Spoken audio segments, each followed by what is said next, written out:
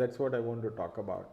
I speak to a lot of young entrepreneurs, and I find that everybody is after the lowest hanging fruit, hoping that that will provide you the fastest path to market.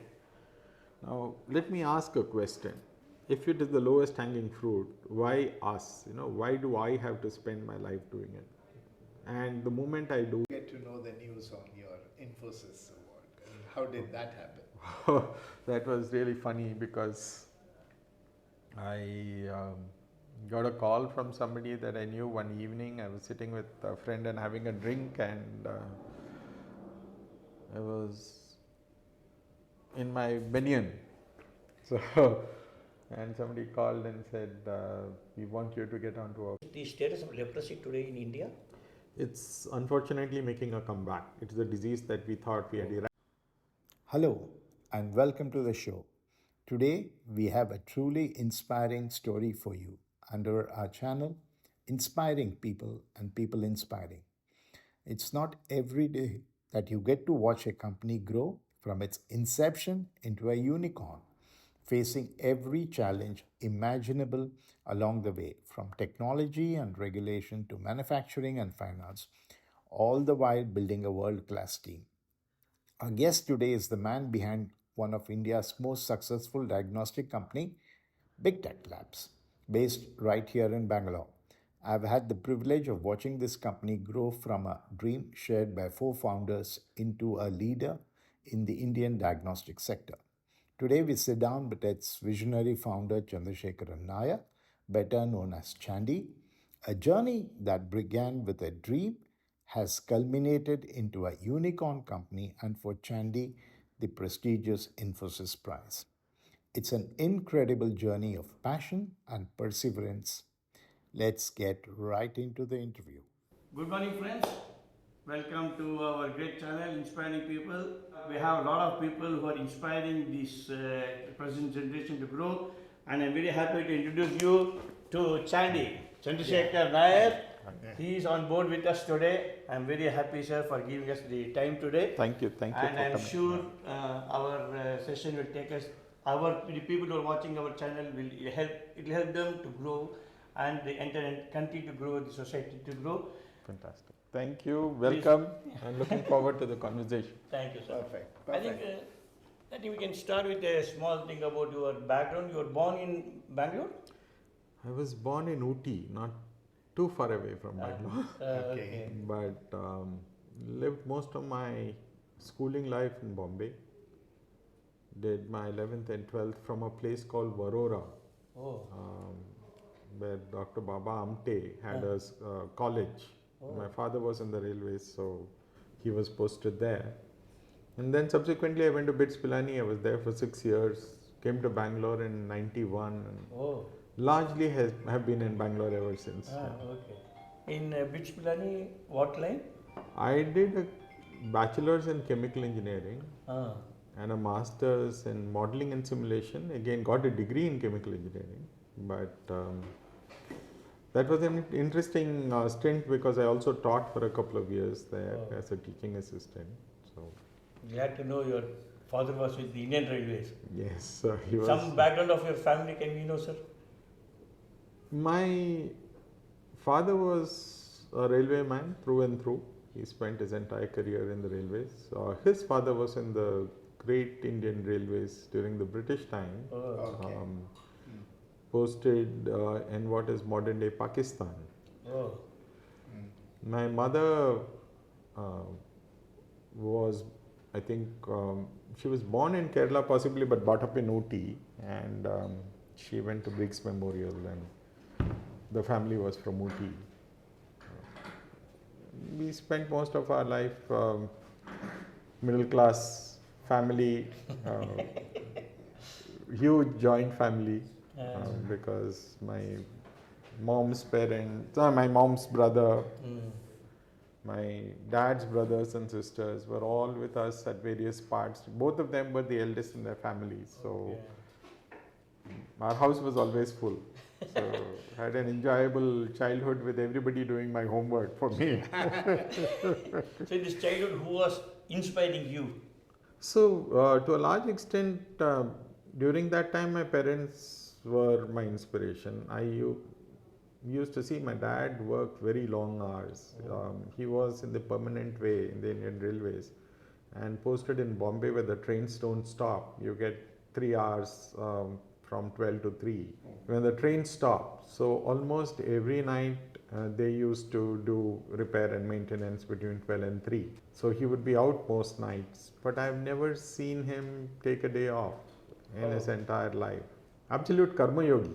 Oh. I know. That was a great inspirer. Absolutely. And my mom, we had a big family, and she used to wake up at around 3 in the morning every day and wake me up. So I used to wake up at 3 and she will start cooking and I would study in the kitchen. So I learned a lot of cooking by just looking, correct? Just watching what she was doing. So she woke up every day at that time, and I used to go to bed by about 7:30. I don't know what time she used to go to bed. So very long days for her, but I've never seen her complain. Right. And these are the things that you start imbibing, and Absolutely, then they hold you. Absolutely. And she was a teacher. She's possibly one of the best teachers that I've met. She used to teach in the same school that I went to initially, and then, of course, I changed schools. But she was teaching all through, and it's nice to be a child of a teacher because they know how to teach. Yeah. But you also get very dependent on them. Then when you get bad teachers, you don't know how to deal with it. But that's also true. Great teachers make great students of the subject. Absolutely. And I'm sure my son would also quote saying that you had a great physics teacher, you would do well in physics. Absolutely. And I think that is what shapes children today. I believe they grow up liking or disliking subjects purely because of their teachers, correct? And Exactly. I didn't dislike any subject because I had great teachers all through. Very good. That's You used one word. You were associated with Baba Hamte? Yeah. So I studied in his college, and the 11th and 12th was at Anand Niketan College in Varora. Anand Niketan was part of Baba Amte's campus in Varora, where it was called Anand 1, and where he was working on rehabilitation of leprosy patients.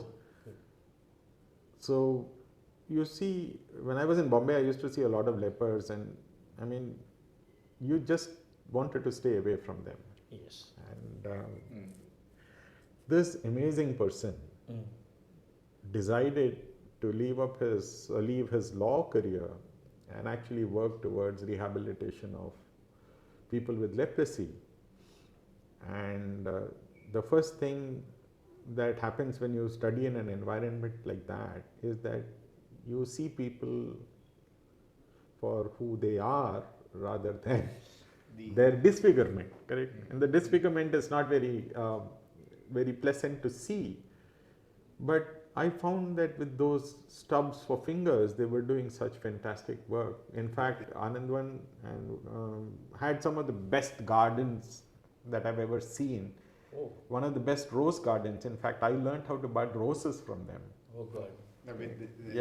With their stubs, correct? And I that kind of built in me a deep passion for gardening, and I had more than 100 varieties of roses at one point in time. Very inspiring. In Varora, I was studying electronics for my 11th and 12th, but I studied so much more. And the human side of things, right? Possibly.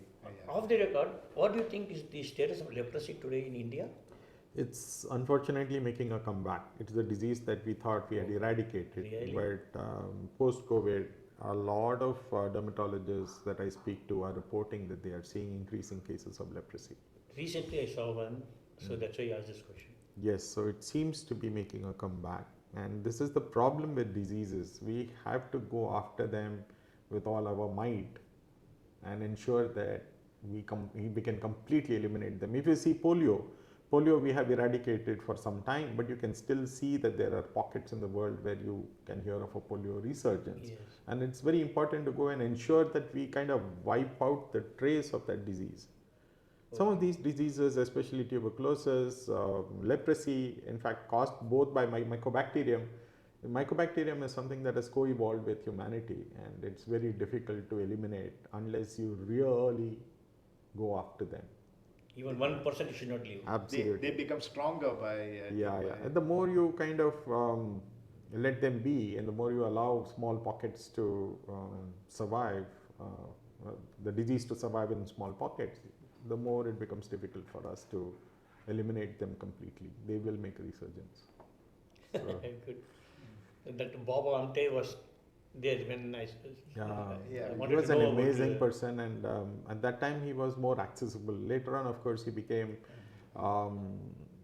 quite sick. He could not walk. He had multiple surgeries for his back, etc. And then people close to him started building some kind of a distance from him, correct? So it was difficult to access him as easily afterwards. But at least during my 11th, I could spend a lot of time just in close proximity. Close proximity, just sit and listen to him. Correct? Really? Yeah. You're very lucky. Yeah.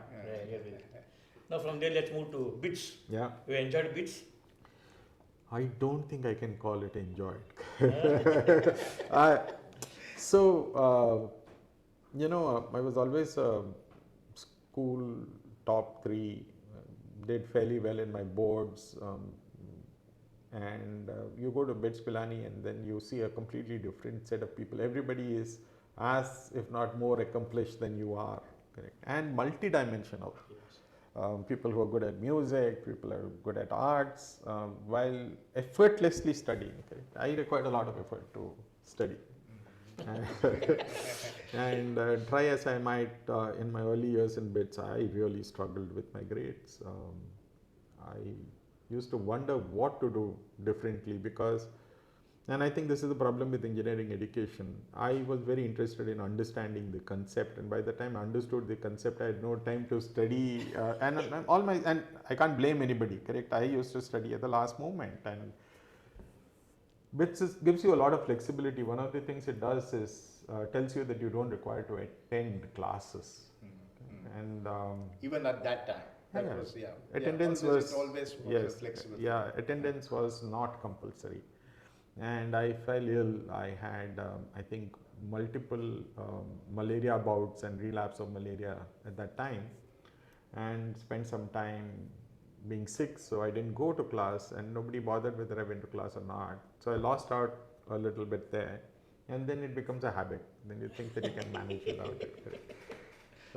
So till you realize that it's a golden cage, it's a very huge golden cage, but you're going to hit the cage wall at some point in time, and it affects your grades. And then once it affects your grades, your fundamentals are not good enough, and then you have to go back to the drawing board to strengthen your fundamentals. It takes some time to kind of jump out of that.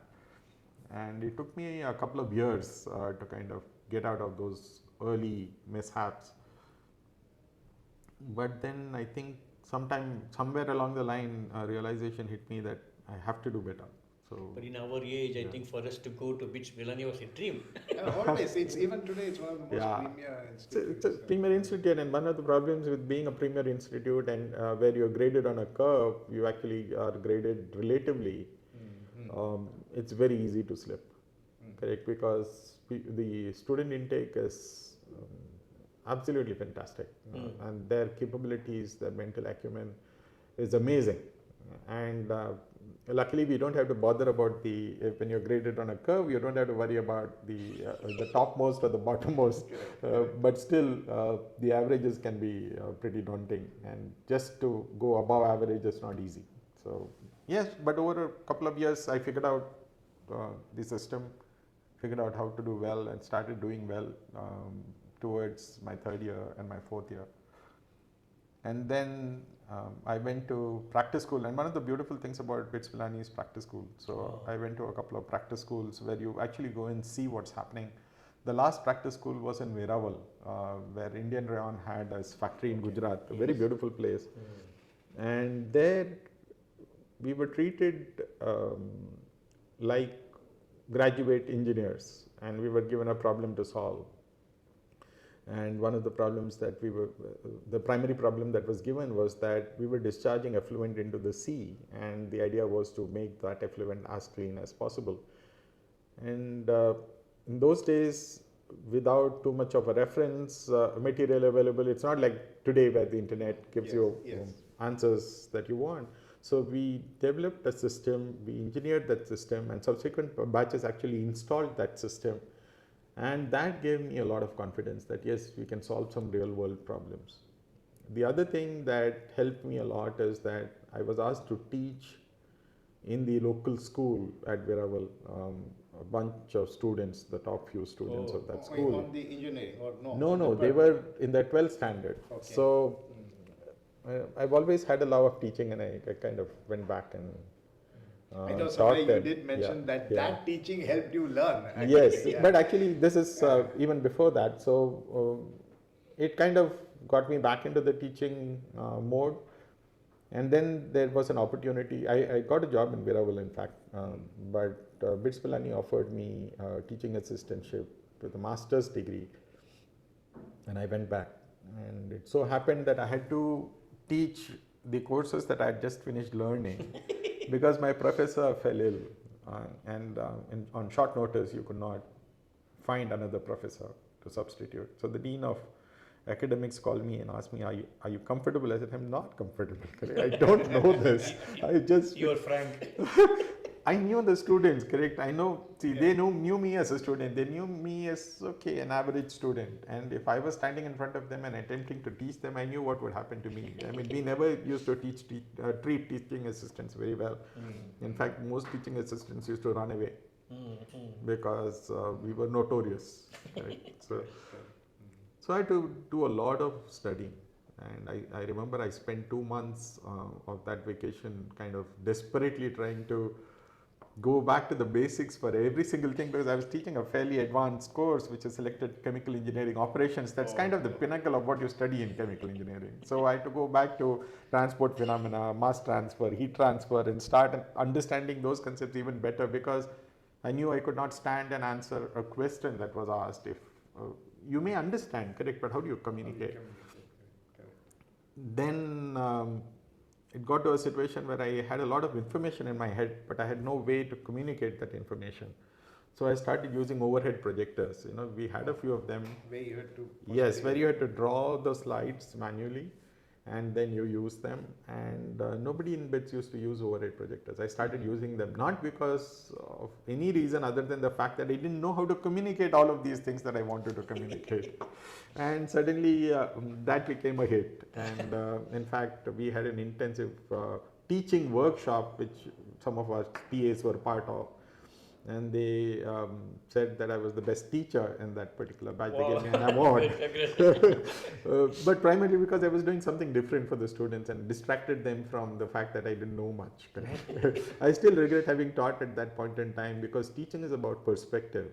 Yes. And the thing that I lacked the most was perspective. I was able to communicate what was given in a book, but that thought struck me very hard during my master's. So I tried to do a lot more practical stuff. We had a very beautiful distillation column from Corning, Dow Corning. And it was broken because one glass part of it was broken. And with the help of a few others, I went to CD Pilani, which was next door. They had a glass blowing section. Okay. So we got that part fabricated. We got the distillation column working again. And we started allowing students to run that column, correct? And then distillation then makes sense. Correct. And with practical, beautiful facilities which were not used as much, and then some of those things started getting used. And I actually wanted to register for a PhD there, and everybody expected that I would continue there, etc. Till one of my seniors came back and saw me there and said, "What are you doing still here?" I said, "No, I'm going to do my PhD." So he said, "You're going to be a part of the furniture of this place. You don't get out. You are like a frog in the well. You don't know the world around. Just get out." And it so happened that that day there was a notice on the notice board with a modeling and simulation assignment at the Vittal Mallya Research Foundation here in Bangalore. So I applied, and I got the job. Oh, that's how that brought you to Bangalore. That brought me to Bangalore. As soon as I came to Bangalore, they told me that this assignment has moved to IIT Kanpur and that I could do other things. So I called, and my professors had requested me to stay back. As soon as I came and heard this, I told them, okay, I want to come back. They said, no, now that you have left, you should give this a chance, correct? You don't, Correct. don't, Try it out. don't move. And that is where I started learning biology. In fact, I stopped learning biology from my 11th and 12th. After my 10th, I had not formally studied biology. One thing I wanted to ask you while we were talking on that subject is, sometime later on in the career, you were mentioning that you started taking the executive MBA program. Yes. Yeah. So, how was that experience? I mean, you've learned a lot and you've also grown. So, how was that as an experience in comparison to the struggle years as a teacher in BITS? I think it was better, but I think I'm a better teacher today. Not because of anything else, but because I've seen how many problems are solved, correct? How there is absolutely nothing called engineering or biology or chemistry. You have a problem and you have a solution, correct? And we think in silos. And yes. One of the things that the last 25 years here has shown me is that you have to break out of those silos, and that is what we need to teach, especially people who are doing an executive MBA, because they are the problem solvers of tomorrow. Correct? They have some basic understanding of some discipline, and you're basically teaching them how problems are solved and how do you manage that entire thing. I think I might have possibly done a better job today. Right. And then I'm surprised that you were saying lack of communication skills, which I think something that you seem to have over the years mastered, able to say the right thing in few sentences, make it well understood. Both in today's conversation on the last occasion that I was talking to you, I mean, the flow was just about perfect. Yes, I think when you're constantly propelled to a situation where you have to communicate, you have no choice, correct? You learn how to communicate. My communication was not because of my lack of command over language, but because of my awareness that I didn't know much, correct? So that's always been at the back of my mind. It's not that I think I know everything today. In fact, today I'm very sure that I don't know many things, correct? No, I think you're going to the mode of the more you know, yes, more you know you don't know. Yes, exactly, correct. The more you know, the less you know. Correct. And you realize, and it's very humbling to have that realization that, I mean, you have to be a student all your life, you have to learn all your life. But Avish, you definitely know much more than majority of the people. I can see that. I don't know. See, the point is that we just finished Guru Purnima, isn't it? And I think the definition of the Guru, the way I thought about it as a child and the way I think of it today is very different. I think there is a Guru in every one of us, and there is a Sishya in every one of us. Oh, great. So it's just a role that you play. In certain roles you are a Guru, but in most other roles you have to be a Sishya. Correct. And that is, I think, the beauty of the modern world, where knowledge is exploding at an absolutely exponential rate, correct? And the moment you stop learning, you're redundant. Yes.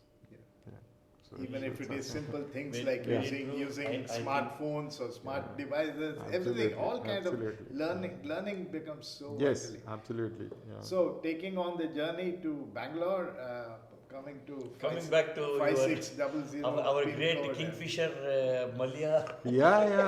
This was one of the most wonderful places that I've seen, the Vittal Malaya Research Foundation. In fact, Dr. Krishnaswamy, who was entrusted with the task of setting this up, is here, right here in we the next just room. met him. And I just spoke to him.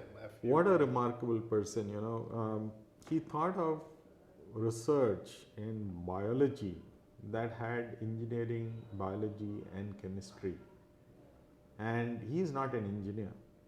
But to think of a research foundation that had engineering as one of the pillars in 1990s is absolutely transformative, correct? In terms of thought, it's an absolutely visionary thought. And bringing a bunch of very young people together and giving them really challenging problems to solve and allowing them to do this was something that he did so beautifully and effortlessly. And the person after him who came in to head the foundation, Professor Subbarao, in fact, Professor Subbarao was the head of biochemistry at the Indian Institute of Science before he joined the Vittal Mallya Research Foundation. But I think he was one of the best management gurus because he knew how to manage science. He knew how to give everybody just that degree of freedom required to achieve something. At the same time, ensure that it was done in certain boundary conditions, and that was very beautiful. Is that causing disturbance? No. Continue. That was so. I learned a lot from both of them, and I initially started working on fermentation after the fiasco wherein what I was supposed to do was not happening. Okay. So, in fact, my boss, Dr. Bandari, at that time suggested I do modeling and simulation of fermentation.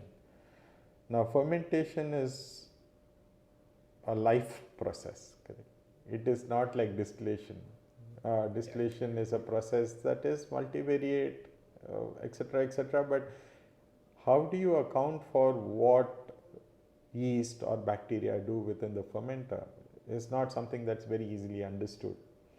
And that led me to a completely different way of thinking about it with neural networks and fuzzy logic and fuzzy switching. In fact, we patented India's first neural network based process control for fermentation.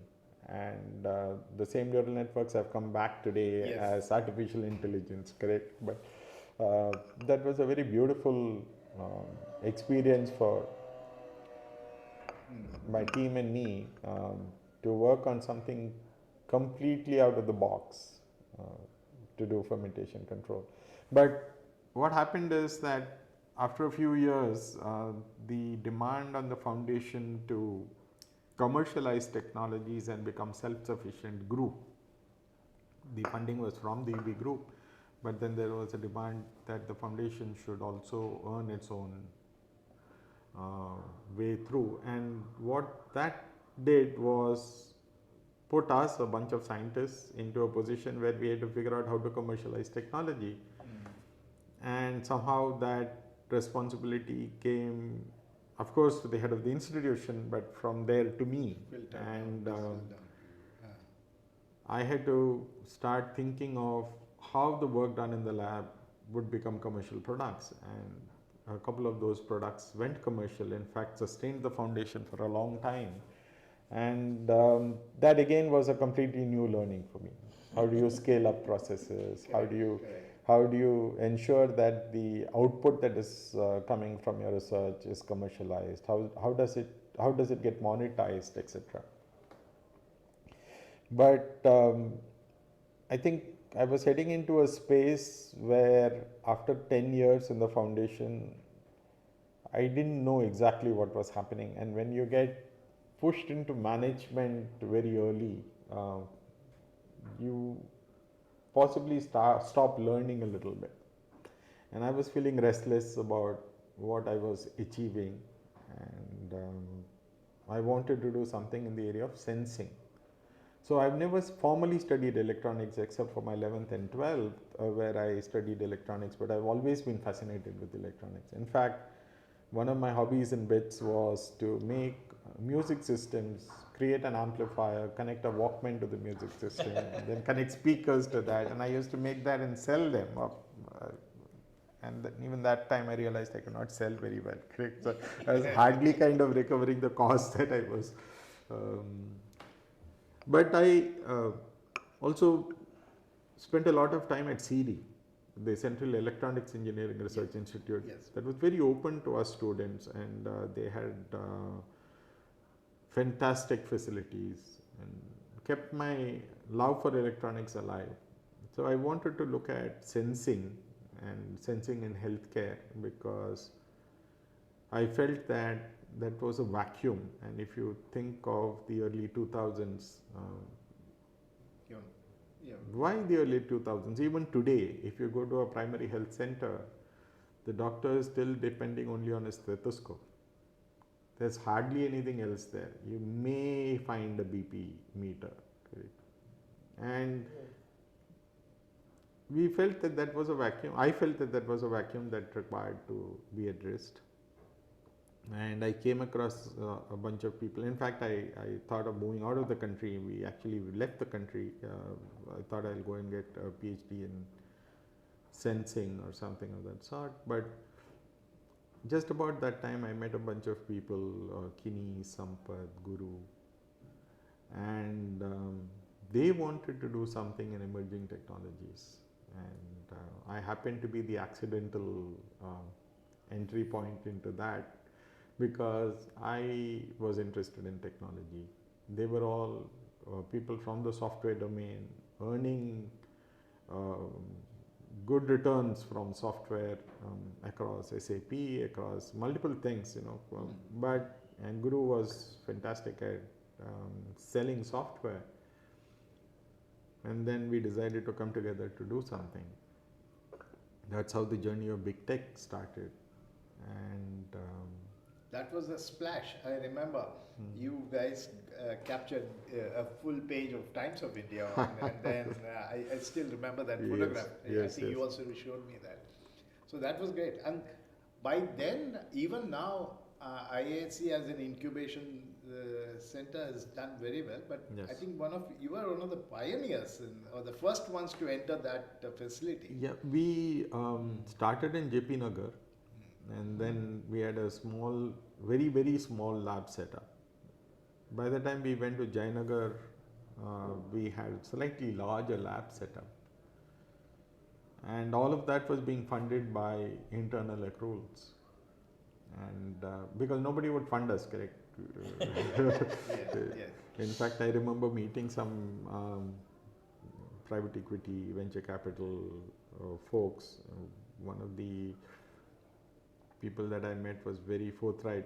She said, "You don't even know the lingo. What are you going to do in this area? Maybe you should rethink whether this is what you want to do." But I think we were clear that we wanted to do something, and we initially started work on microelectromechanical systems, and we picked the wrong problem. We picked the problem of glucose sensing. It was too early. It didn't have a clinical use case. The freedom to operate was not there. A lot of things were not right about the problem. But what it did is brought together a bunch of people from multiple disciplines to be able to think of how something like that could be solved. It also got us to very unique positions wherein we figured out that such technology was not manufacturable in India.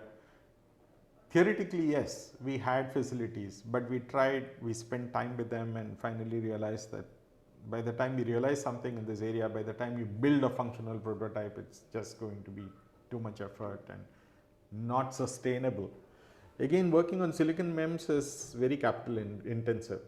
We also realized that given where we were as a team, and given the fact that we were not funded, this was not something that was sustainable. So we quickly shifted focus to infectious diseases. In fact, most of the people who worked with me, including I, had worked on PCR as a technology. I've always been fascinated with PCR as a technology because usually the engineering principle is that as sensitivity increases, specificity reduces, correct? And accuracy is something that you have to balance out. But I found this very interesting technique where both sensitivity and specificity in terms of detection of a pathogen could be very high. And we were talking about detecting a few pathogens in a sample. And we thought, why not take this research tool? And that tool was very complex at that point in time. We thought that if we could actually re-engineer that tool and make it a point of care tool, it would be very useful when it comes to human disease detection. If I look back, I think that was a bold decision, because PCR was only in research institutes, maybe in a handful of clinical institutions across the country, and hardly ever used in routine diagnostics. And we are talking about 2000, no, we are talking about 2002, 2003, when we kind of pivoted to. You moved out of the MEMS idea. MEMS. No, this PCR was also MEMS inspired, Okay. except that we decided that we would not go to silicon MEMS. So we focused on low temperature co-fired ceramic, which was again, I think, a fantastic idea from the team, that we could actually now engineer a structure with all kinds of temperature control, all kinds of ceramic is automatically biocompatible, correct? You don't have a passivation problem as you have possibly in silicon MEMS, etc. So biocompatibility was easier, structure definition was easier, you could embed electronics into it, so you could have heaters, you could have temperature sensors. So once that idea struck home, I think we started working on it, and by 2005 we had a very, very early prototype that But kind there of were worked. other inspiring products from outside? I mean, Nothing on. Nothing. So there was a lot of research material on PCR, and there was nothing that we could find otherwise as a product for point of care use. Actually, it was self-funded? Yes, all self-funded. For 3 years? Yes. And that is when, and we were trying to socialize this idea with various funding agencies, Government of India, and Government of India realized, many of the agencies realized that they could not fund a private company. But the Council of Scientific and Industrial Research's program called New Millennium India Technology Leadership Initiative, NIMITLI, which was, I think, it had the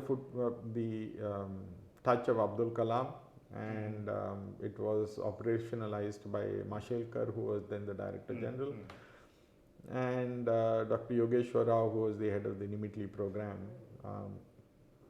They kind of took a chance on us and gave us a soft loan, because that was the only way they could fund us. And they could give us a soft loan because we had a software business, we had a balance sheet, otherwise we could never have got a soft loan. But they gave us, if I'm not mistaken, a 5.5 crore soft loan. And beyond that money, I think what they gave us was access to some of the top minds in this country. We had a monitoring committee, we had an advisory committee. The monitoring committee had Dr. Padmanabhan, who was the former director of IISc on it. It had at various times people like Dr. N.K. Ganguly, who was the Director General of ICMR. It had Dr. Mohan Rao, who went on to become Director of CCMB. So absolutely fantastic people. And I still remember, we were a young, nascent team. We didn't hear one word of discouragement from them. Great. Only encouragement, correct? They thought what we were doing was fantastic. And we set ourselves some very small goals, that we should be able to amplify DNA on a chip, correct? And we should be able to detect the optical signal. We didn't think of it really from a clinical use case perspective. And because that problem definition was not done properly, and because we didn't possibly have that confidence that we could solve a very complex problem, we had to re-engineer whatever we did multiple times over. So creating a functional prototype that could be valuable in the clinic itself took forever. Okay, it took about 5 years for us to get to that level. Somewhere along the line, we realized that we're working on biological samples, and this happens, isn't it? If you know something, you go after it, and you try to keep things that you don't know away. So we try to keep the biological sample away, despite knowing the fact that we are doing this for human disease detection. And then we realized that that was folly, and we started working on how do you prepare the human sample, because it could be any sample. It could be a sputum sample, it could be blood. At that time we were working on blood. Blood inhibits PCR, so you can't run a PCR unless you remove the inhibitory parts of blood. But we got some things right. We said that we wanted this to be a tool for primary care. So we defined what we meant by that. We defined that this was a platform that would give clinicians the ability to do independent care without depending on a centralized ecosystem, where you would do continuous care, so you could diagnose and treat within a single visit, where it would be cost effective because we knew otherwise diagnostics would never be used in India, and the ability to do continuous care by leveraging mobile technology, using the mobile phone to push the data centrally and identify disease hotspots, so that when somebody goes to a clinic, the clinician can actually review this and say, oh, I have a dengue outbreak in my area, maybe I should consider dengue. That was, some of these thoughts were naive in hindsight, but it really set context for us in terms of what we are building. And this came from our experience with the glucose MEMS, saying that we need to understand what context this would be used in.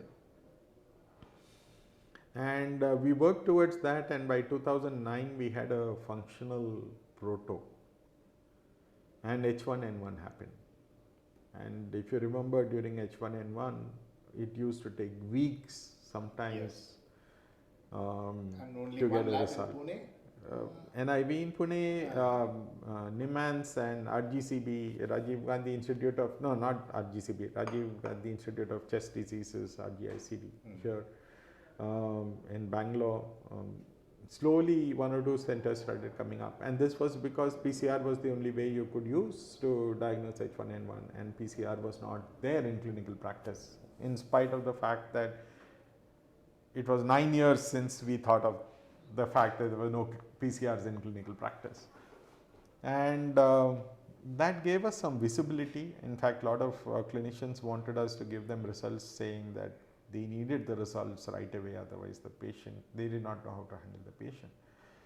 But we were not ready.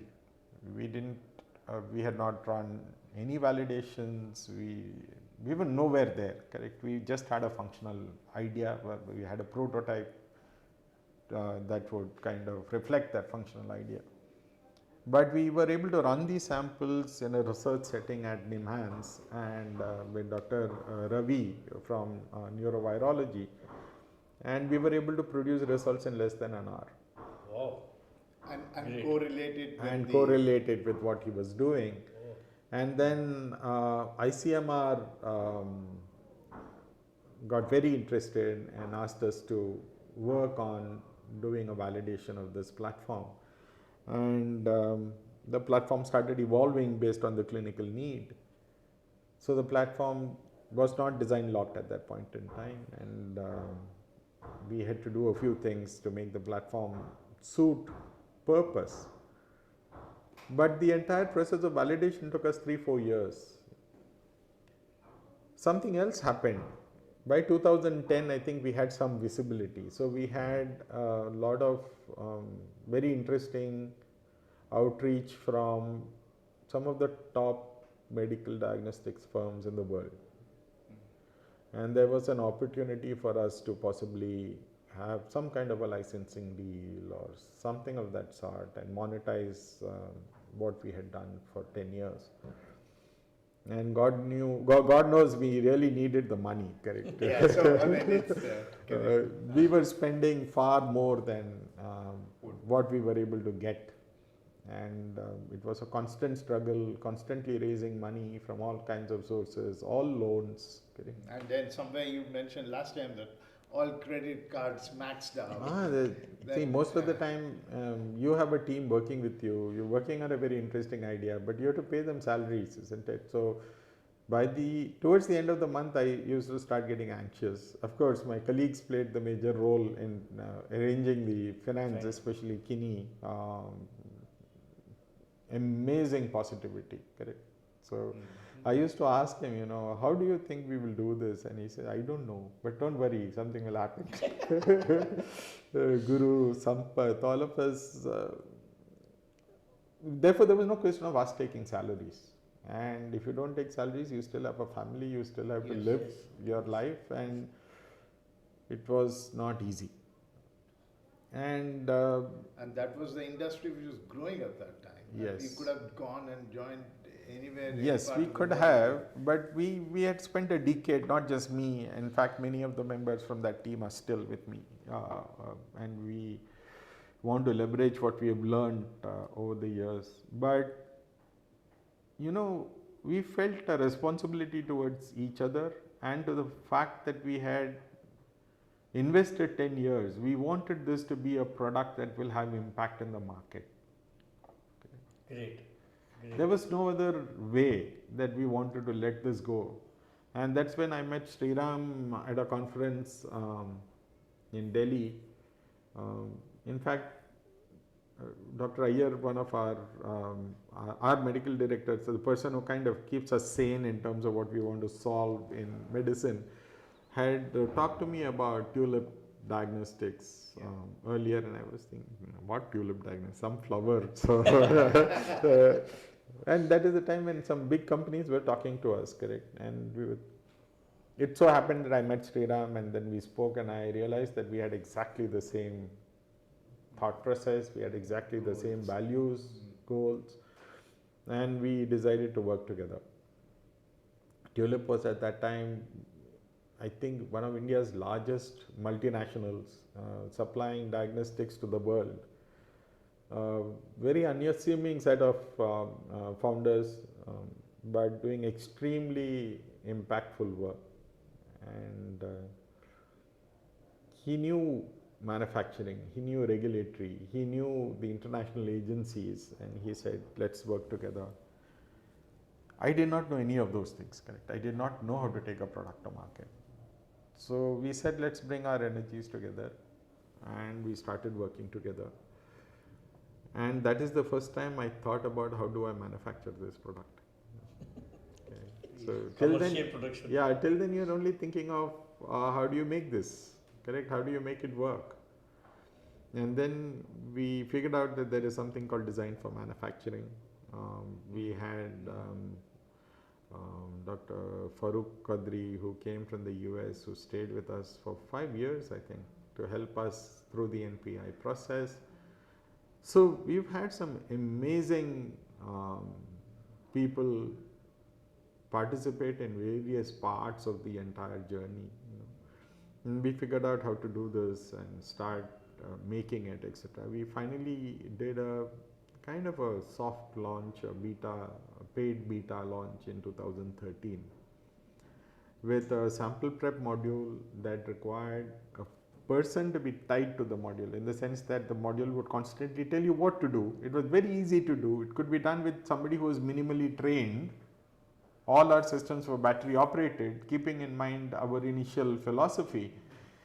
But we realized that there are no people. Correct. One person who is there in a small lab where you want this to be done is everything from the receptionist to the report generator to the to everything. Correct. It is very difficult for them to spend time on a device to process a sample. So we started thinking of how do we automate it, and we did not have the capabilities that we had today. We were worried about using moving parts. We knew that it could fail in the field. And this was meant for the most remote settings. That was our design philosophy. So we had to re-engineer how we thought of doing sample preparation. That is what brought us into the area of fluidics. We were taking about half an ml of sample and reducing it to 100 microliters of prepared sample. So it was essentially mesofluidics. You were moving from the macro world to the micro fluidic world. And all of this was done on plastic consumables that got us a lot of design challenges, that got us into a lot of problems in terms of how do you scale processes. LTCC was another problem. The sample prep was another problem, and the devices were another problem, correct? We are talking about low signal because you are extremely low signals in this area, very low power because we wanted it to be battery operated. We had analog and digital, so mixed signal electronics, and those capabilities did not exist. Optics capabilities were very poor, correct? So we had to learn how to do all of these things. We had fantastic support again from Professor Venkatraman, who was part of our team from the Indian Institute of Science. And very unfortunately, he passed away before he could see the success of this platform. But and it was an absolutely shocking thing for us because we just had a meeting with him the previous day, and next day he was gone. So, but learned so much from him, learned so much from so many people to finally start making this platform in a manufacturing setup. Something else happened parallelly, wherein Dr. Soumya Swaminathan, who had just come back from Geneva, and Dr. Katoch, who was then the ICMR Director General, started asking us to work on TB. Sriram, when he came in, the first thing he said is we should work on TB. Now, TB is a very different sample, correct? It's a sputum sample.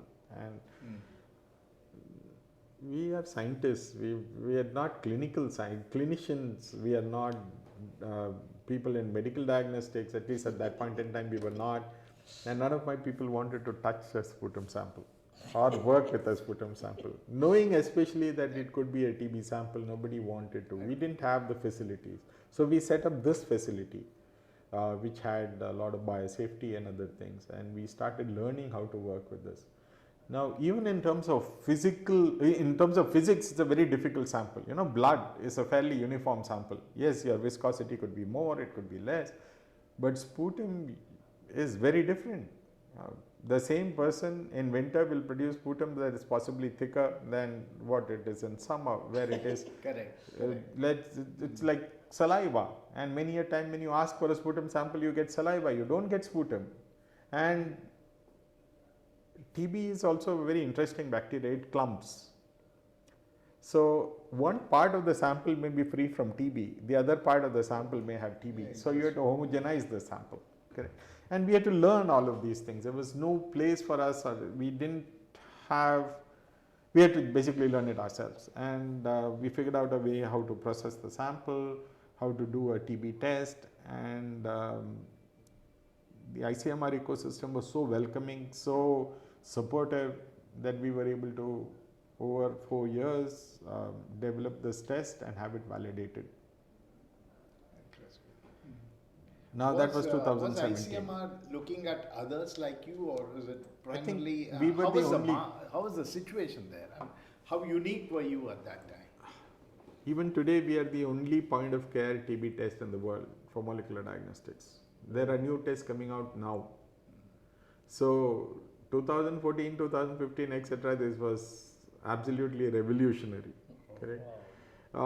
There were systems like the Gene Expert that were starting to come up, but they were systems that required air conditioning, that required conditioned power, trained manpower, but they were sample to result systems, and fantastic, beautiful systems. I think Gene Expert actually revolutionized TB diagnostics by showing that you could diagnose TB by detecting the bacteria through their genetic signature. And that was, they possibly started later than us, but it's just that the ecosystem allowed them to do this at a much faster pace. And by 2017, once we had in fact, that's one of my most treasured possessions, a letter from Director General ICMR saying that this is a test that should be implemented in lieu of smear microscopy. Now the problem with TB, very interestingly, is that this is a disease that has at least an 8,000-year-old recorded history, because we have found this in 8,000-year-old fossils. But this is also a disease that has been described in the Vedas. Oh. So this is not a disease that is new, correct? So it's evolved, co-evolved with humanity. About 150 years ago, when microscopy first happened and when TB bacilli was seen under the microscope, that was the first time people understood that TB was caused by bacteria. But that became the standard of diagnosis for the longest time. In fact, in 2017, when I got this letter, it said that smear microscopy should be replaced by our molecular test. The problem with smear microscopy is that you have a 50% sensitivity, which basically means that you could toss a coin. Correct? Yeah, it's So it also means that if 100 people with TB visit a smear microscopy center, you will send 50 of them away saying you don't have TB. And they will go and continue to spread TB in the community. So obviously you can never eliminate TB. Our molecular test at that time had 100 cells per ml in terms of load, as opposed to 10,000 cells per ml, which was the limit of detection for microscopy. What it meant in clinical terms was that you could diagnose somebody after 3 weeks of cough as opposed to 6 months of disease. very early stage. Yes. Of course, now we have more sensitive tests. We can pick up people very, very early, etc. With TB very early. But that was transformative. However, I think at that point in time, India was still dependent on global funding for TB elimination, and we required a WHO approval.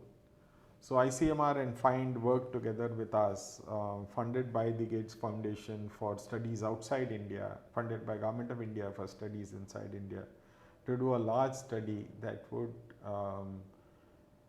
be submitted to WHO, and in 2020, Jan of 2020, we got a WHO approval for TB, which was one of the first diagnostic tests from India to be approved for, it was the first molecular test from India to be approved for TB. In fact, it was the first molecular test after Gene Expert to be approved for TB. One step back, when did your financial thing get solved? Yeah, I know. So, yeah, you've been struggling all along. Yeah. So we were struggling alone, and then Sriram came in. Sriram was generating revenue, and then he started putting in whatever he could put in, and then eventually he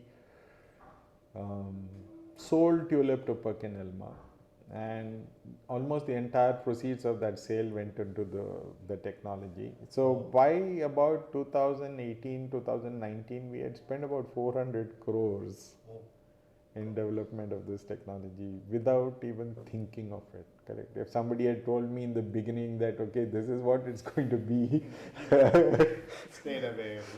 we would. Crores is not a small amount. Yes, so it so happened, and that is what technology takes. Yes, we could have been more efficient. Yes, we could have done this. The problem with being on a shoestrung budget is that you don't think right. You have to have the right resources, and you have to have a plan as to how can you do this in the fastest possible time. How do you eliminate all your risks early? All of those are laid out very beautifully, even in ISO processes, Yes. correct? But you don't think of these things, and you approach product development without knowing all of these things, and do this very inefficiently, in both in terms of time as well as in terms of resources. So it's not that we might have still spent 400 crores, but could I have done it in 5 years rather than 15, 20 years is the question that we constantly remind ourselves about, and I'll tell you what we're doing to solve that problem today. So by 2019, finally, we started seeing some interest from Motilal Oswal, and 2020 they invested in us. It was possibly against all their investment norms. Yeah.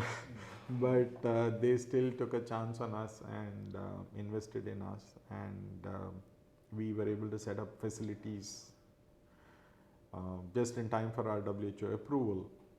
And we got a large order from the government of India, which is about 1,512 devices and 6 million tests for TB.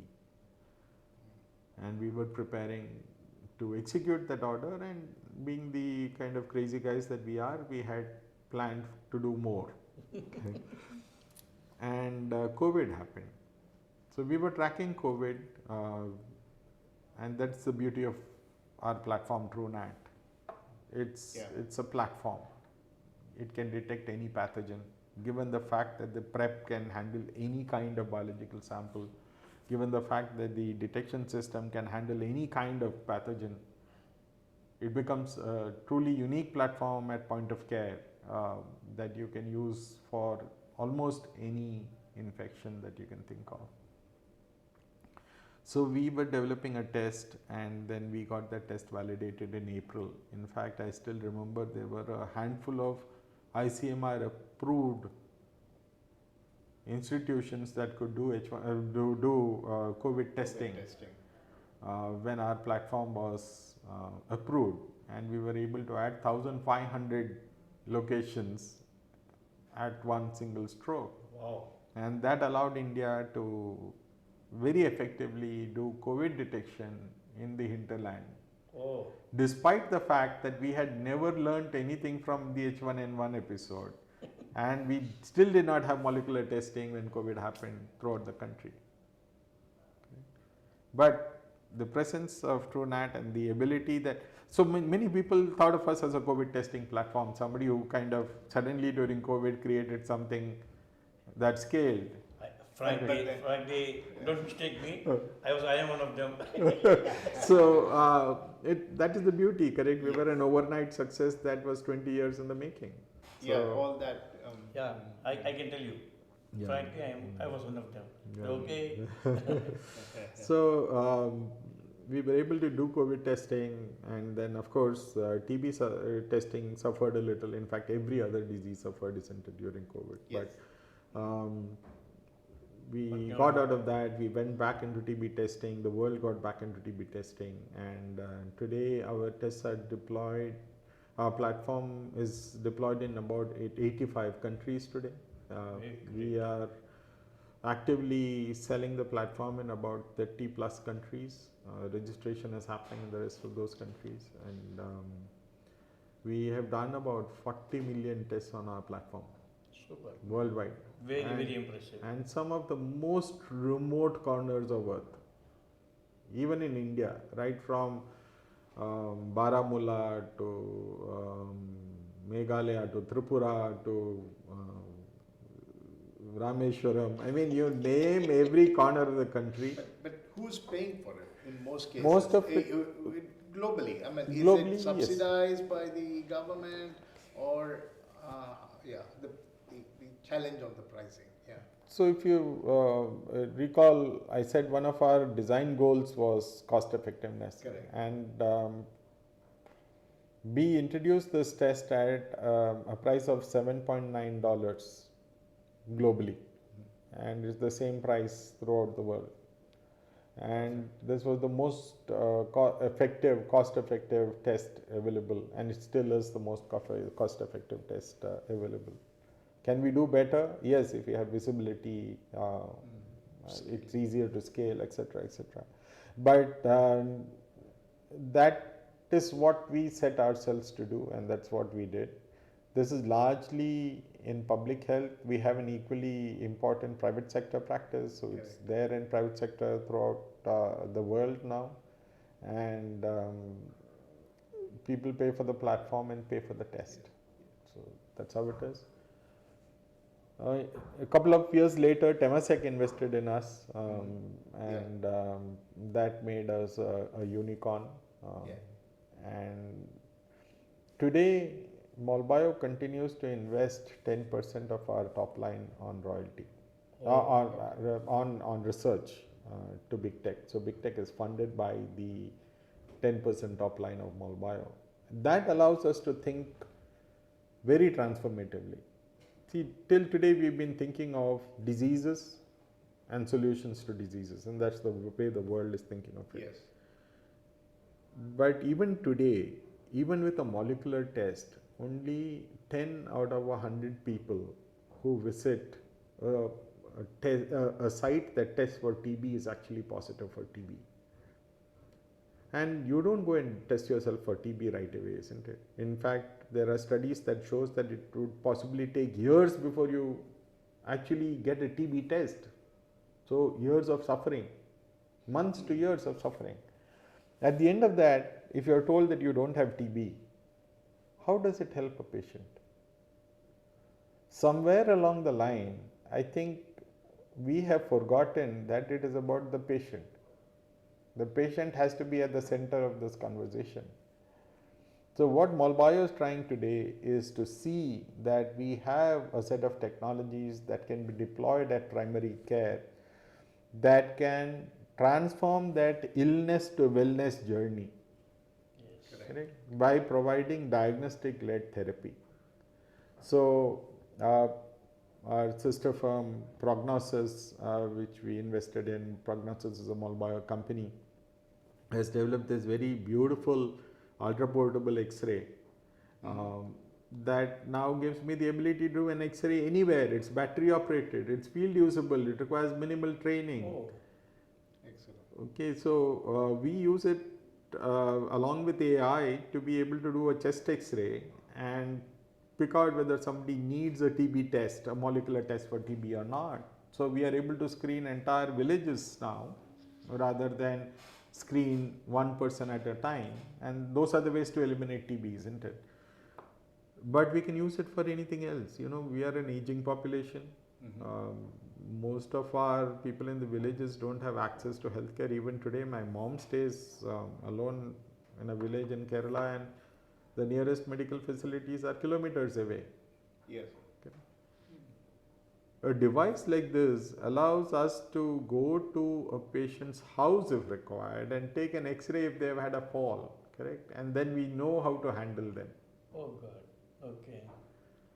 And Are the present ambulances fitted with this type of X-ray facility? now these are coming up. You can see the X-rays in that corner of the room. It's a small SLR-like device. Oh. Okay, so At the accident spot, they can do the X-ray. yes. I remember when my mother had a fall and we had to get, bringing that whole And big- putting the patient on the X-ray table after a Yes. fall it's It's a the- miserable experience for Yes, the patient. yes. This is news to me. Very Yeah. good. So we have another company in OperaScan called OperaScan in San Jose. We have invested in this company. That company is able to do digital pathology for very early detection of cancers. Oh. We are able to do digital pathology to do a CBC test now at point of care in a few minutes. So before you see a doctor, you actually get a complete blood count. So that clinical decision is then guided by the reports. tests like this. Correct. We are working on a test that can give you complete metabolic panels at the doctor's office. So now, if we are able to stitch all of these things together, seeing where we are going with AI today, we can absolutely transform healthcare in resource limited settings worldwide. And the global south is our Market. focus area. This is the area that requires these kind of tools. This is the area where we can create the maximum impact. And that's what we are focusing on. This is as far as our next steps are concerned. But we are also very cognizant of the fact that we spent a lot of time and energy and money getting here, doing a lot of mistakes that we could have avoided.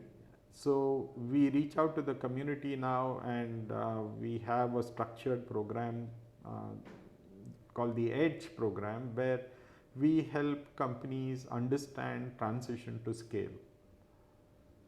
No. See, most of us as entrepreneurs spend an entire lifetime creating a functional prototype like we did.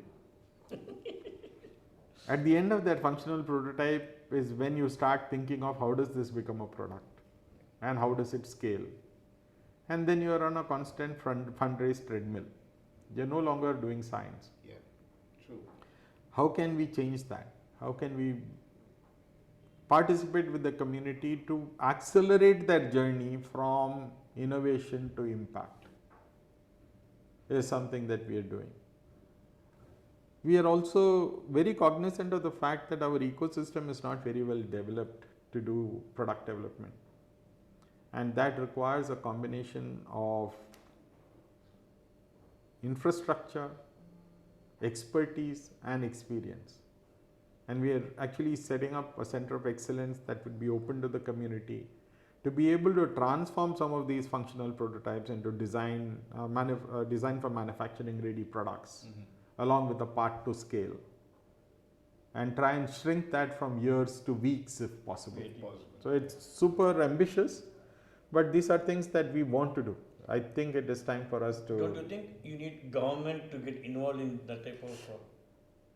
Government should and possibly will get involved, but I am saying that if we want change, we should be the change, and I don't think we can wait. And we believe that we can make a difference, so we just want to take that part of it out there and see how we can help transform some journeys to faster impact.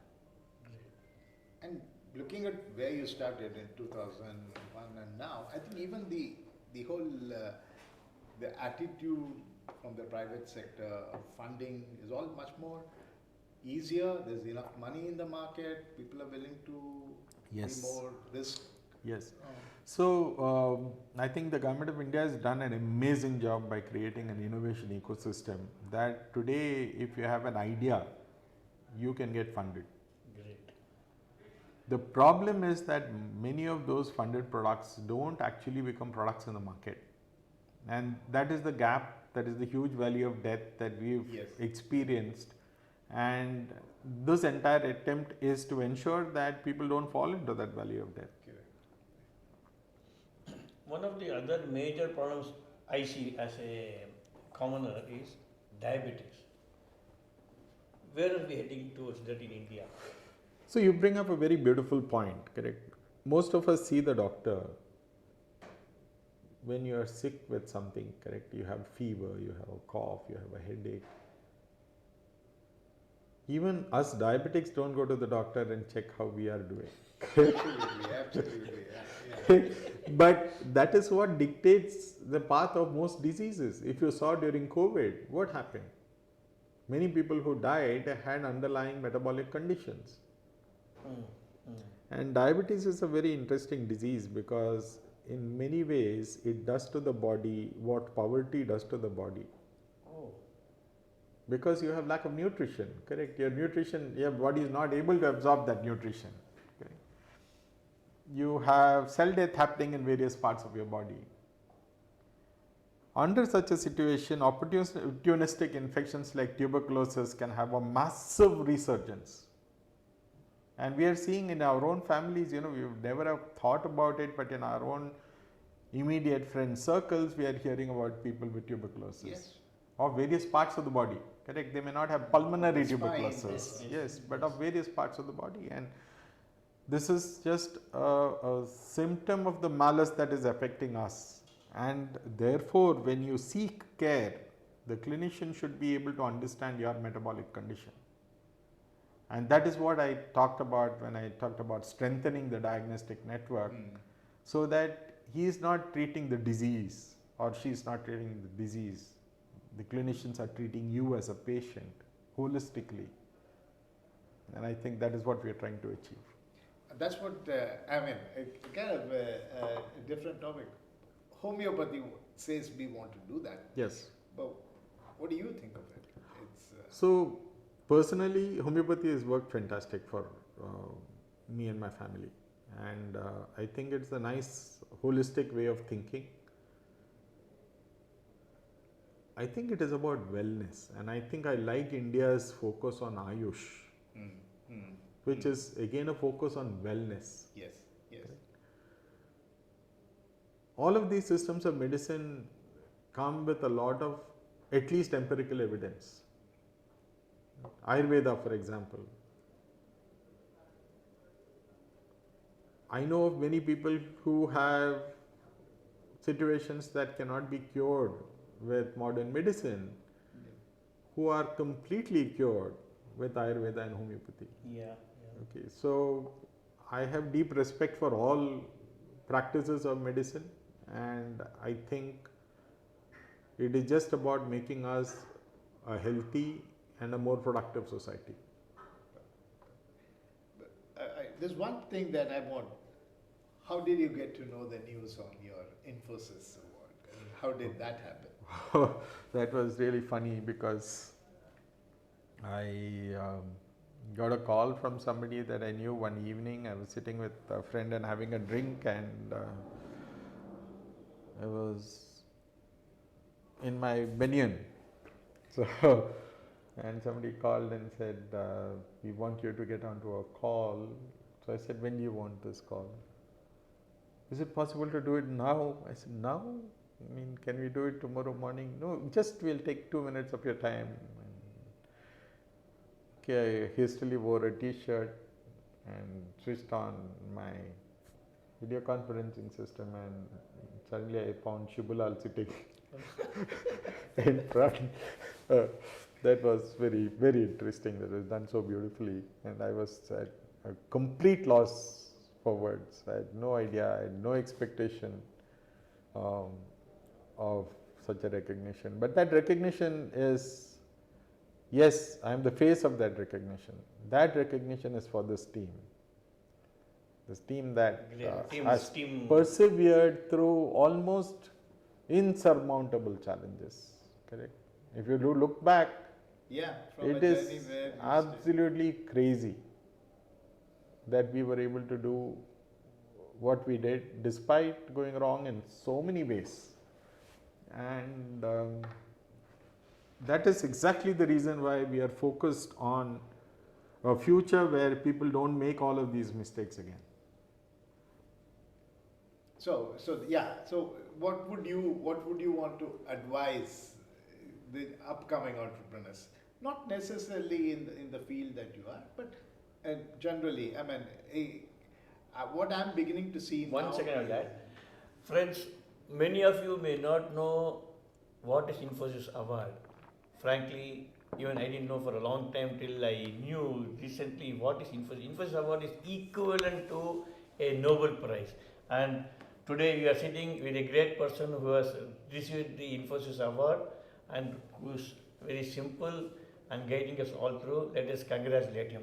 Thank you so much. On behalf of my team, as I said, I'm very happy to accept this. I think this is a marvelous set of people who have come together to do something transformative, and we're very thankful for that recognition. Perfect. Yeah. So, what would you tell them to do? I mean, at the end of the day, I think this conversation definitely is going to be inspiring. Yeah. But what words of caution, words of wisdom, words of grey hair, what would you like to So there are a couple of things that worry me, and that's what I want to talk about. I speak to a lot of young entrepreneurs, and I find that everybody is after the lowest hanging fruit, hoping that that will provide you the fastest path to market. Now, let me ask a question.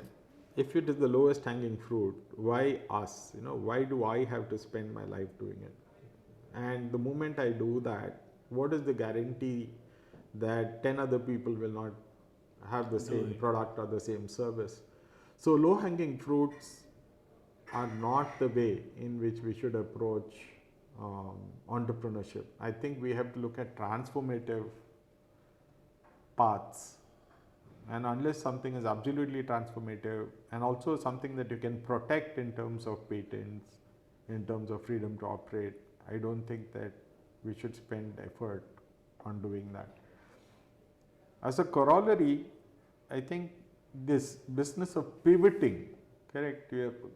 seeing people who are constantly pivoting from one thing to the other.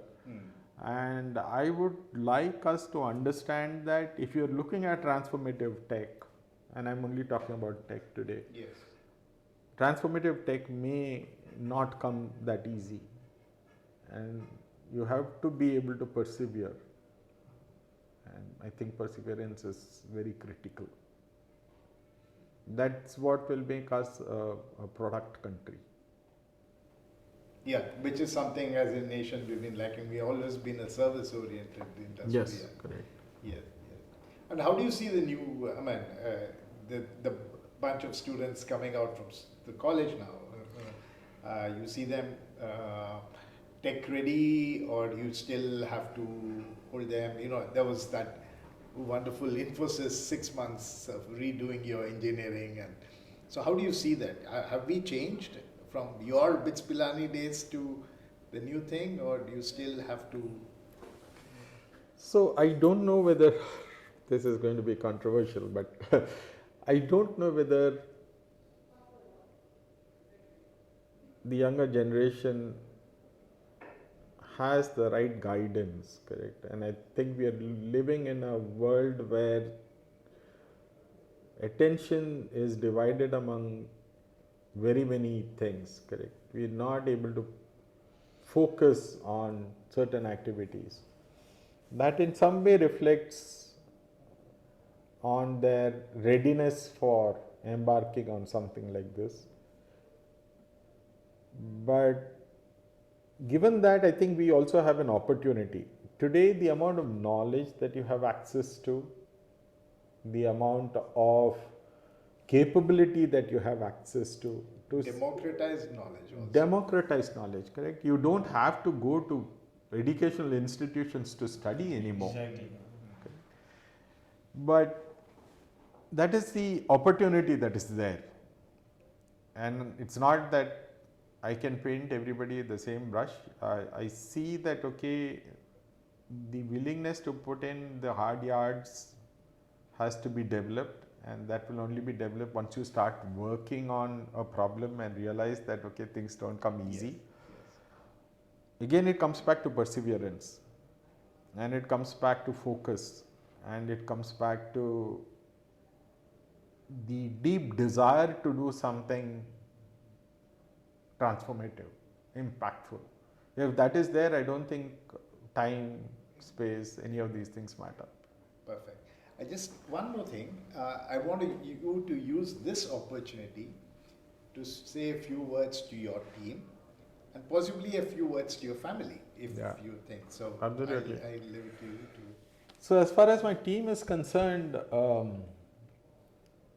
I am the happiest coming to work, and I enjoy every moment of it because I know that together we can do something absolutely impactful. We can make our lives meaningful. That makes my day. And to my family, I've continued to kind of be missing from the scene for a long time. I continue to do so. Thanks for bearing with me, and thanks for being strong and being with me in this journey.